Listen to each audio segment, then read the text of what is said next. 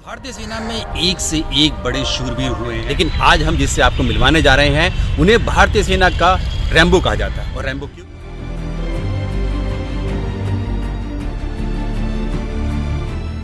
और रैम्बो क्यों कहा जाता है ये बताया है हमें खुद एक किताब के जरिए, पुस्तक के जरिए कर्नल आशुतोष काले ने।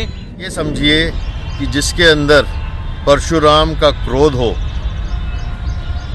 अभिमन्यु का की साहस हो, अर्जुन की दृढ़ निष्ठा और एक दृष्टि हो और राम की समझ हो, वो थे सुधीर वालिया।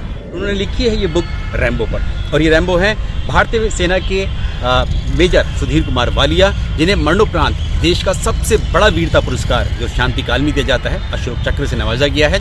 उस पर उन्होंने बुक लिखी है कर्नल आशुतोष काले ने। और उन्होंने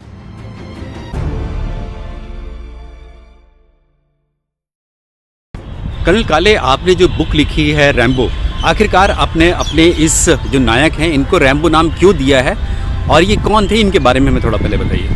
नीरज जी, आपको और आपके श्रोताओं को मेरा जय हिंद। मेजर सुधीर वालिया एक बहुत अद्भुत किस्म के योद्धा थे। शूरवीर, करेजस, ब्रेव तो ये थे ही, परंतु इनकी एक खासियत ये थी कि ये टेररिस्ट के और दुश्मन के दिमाग में घुस जाते थे और इनको पता होता था कि अगला आदमी क्या करने वाला है। आप ये समझिए कि जिसके अंदर परशुराम का क्रोध हो, अभिमन्यु का की साहस हो, अर्जुन की दृढ़ निष्ठा और एक दृष्टि हो और राम की समझ हो, वो थे सुधीर वालिया। और इसलिए इनके दोस्त, इनके चाहने वाले और इनके कलीग्स उनको प्यार से रैम्बो बोलते थे। ये मैंने किताब लिखी है इनके ऊपर, जिसका नाम है रैम्बो। थोड़ा सा हमें ये बताइए कर्नल काले, सुधीर वालिया को रैम्बो क्योंकि हमें पता है कि उन्हें अशोक चक्र से नवाजा गया था मरणोपरांत, उनके ऑपरेशन के बारे में हमें थोड़ा ब्रीफ बताएंगे। सुधीर वालिया ने वैसे अपने जीवन में काफ़ी सारे ऑपरेशन किए हैं और बहुत अलग अलग भिन्न प्रकार के ऑपरेशन किए हैं, जो बहुत रोंगटे खड़े करने वाले ऑपरेशन हैं। आज 25 साल बाद भी उनकी गाथाओं से लोग इंस्पायर होते हैं, फौजी जवान जो हैं मोटिवेट होते हैं, और अभी भी वो अचंभे में रहते हैं कि एक इंसान इस प्रकार की कैसे जो है ऑपरेशन कर सकता है। इनका जो लास्ट ऑपरेशन था वो हफरूदा फॉरेस्ट में था, कश्मीर के अंदर, जहाँ पे इनको खबर मिली कि 15 से 16 आतंकवादी जो कि अफ़गानी थे और फॉरेन मिलिटेंट थे वहाँ पे हैं। इन्होंने वहाँ पे रेड किया, घात लगाई, और इन्होंने और इनकी टोली ने कम से कम 15 से 16 आतंकवादी मारे, जिनमें से इन्होंने 4 आतंकवादियों को खुद मार गिराया है। और ये उस समय जब वो खुद घायल हो चुके थे और घायल अवस्था में इन्होंने जो है ऑपरेशन को डायरेक्ट किया है। 40 मिनट तक ये ऑपरेशन को कंट्रोल करते रहे और फाइनली इनको हेलीकॉप्टर से ले जाया गया, इवैक्यूएट किया गया, पर रास्ते में इन्होंने दम तोड़ दिया और श्रीनगर नहीं पहुंच पाए। कर्नल काले, हम लोग जानते हैं कि करगिल युद्ध में भी जो मेजर सुधीर वालिया थे, उन्होंने एक बहुत अहम अपना योगदान दिया था। हम लोग जानते हैं कि वो राजधानी दिल्ली में साउथ ब्लॉक में उस वक्त के जो थल सेना प्रमुख थे जनरल मलिक, उनके वो एडीसी थे। उस सब के बावजूद भी उन्होंने यहाँ की एक पीस पोस्टिंग, यहाँ पर आराम से वो एसी रूम में बैठकर अपना काम कर सकते थे, उसके बावजूद भी उन्होंने करगिल में जाकर लड़ना क्यों उन्होंने स्वीकार किया? ये सुनने में बिल्कुल ठीक है कि क्या उन्होंने स्वेच्छा से कहा था कि मैं करगिल में लड़ना चाहता हूँ? जी, वो यहाँ पर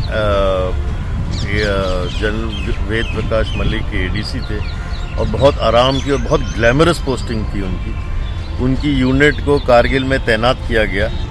उस टाइम ये यहाँ पे थे और इन्होंने डेली रिपोर्ट्स देखते थे, वॉर रिपोर्ट्स देखते थे, कारगिल के रिपोर्ट देते और बहुत उत्तेजित हो जाते थे। उन्होंने एक एप्लीकेशन मूव की कि मैं अपने जवानों के साथ जाके कारगिल में लड़ना चाहता हूँ, और जनरल मलिक साहब ने उनकी वो स्वीकृति दी और ये कारगिल पहुँचे। और मात्र 10 दिन के अंदर दिल्ली से पहुँचने के बाद इन्होंने ज़ुलू टॉप पे अटैक किया।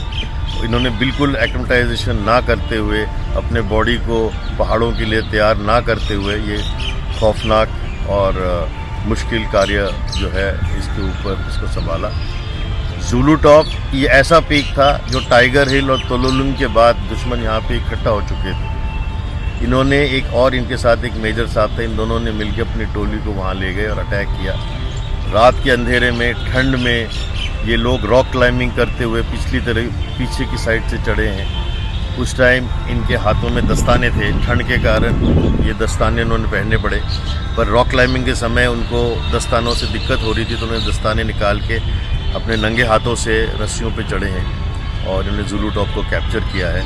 ये कारगिल का आखिरी युद्ध था और इसके बाद जब इन्होंने ये कैप्चर किया और ये देश को ये पीक सौंपा, तो अगले दिन कारगिल युद्ध समाप्त हुआ और पाकिस्तान ने सरेंडर किया। कर्नल काले, क्योंकि हम लोग जानते हैं मेजर वालिया जो थे वो 9 पैरा से ताल्लुक़ रखते थे, खुद एक स्पेशल फोर्स के कमांडो थे। तो क्या ये स्पेशल फोर्स के कमांडो, जैसे कि उनकी बटालियन को कहा भी जाता है घोष बटालियन हम लोग बोलते हैं, तो क्या वो इसी तरह से बिना दुश्मन को अदृश्य तरीके से वो ऑपरेशन करते थे कि पता नहीं चल पाता था दुश्मन को उनके?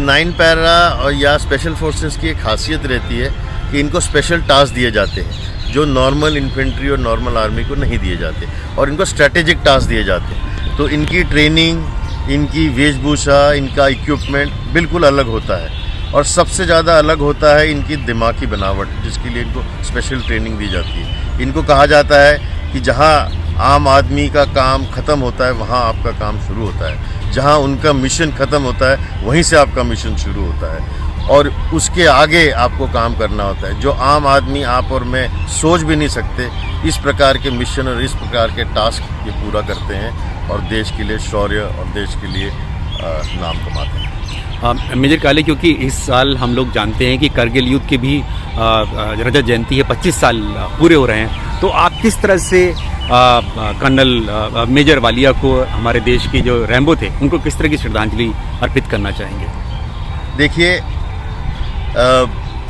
देश के ऊपर इन सभी शहीदों का एक बहुत बड़ा ऋण है, और हम जब अपने घरों में सेफ्टी की चादर ओढ़ के जब बैठते हैं तो हमें ये महसूस होना चाहिए कि इस सेफ्टी की चादर की कीमत क्या है और इसके लिए कितना खून बहा है।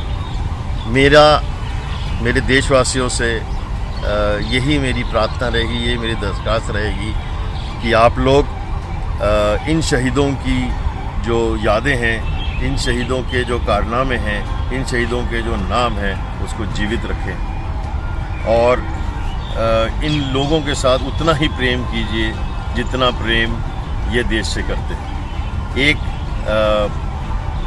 फर्स्ट ब्लड मूवी की एक बहुत अच्छी कोट है और मैं बोलना चाहूँगा। जब किसी ने उनसे पूछा कि आप देश से क्या चाहते हैं, तो उन्होंने कहा, just tell the nation to love us as much as we love the nation. धन्यवाद। जय हिंद।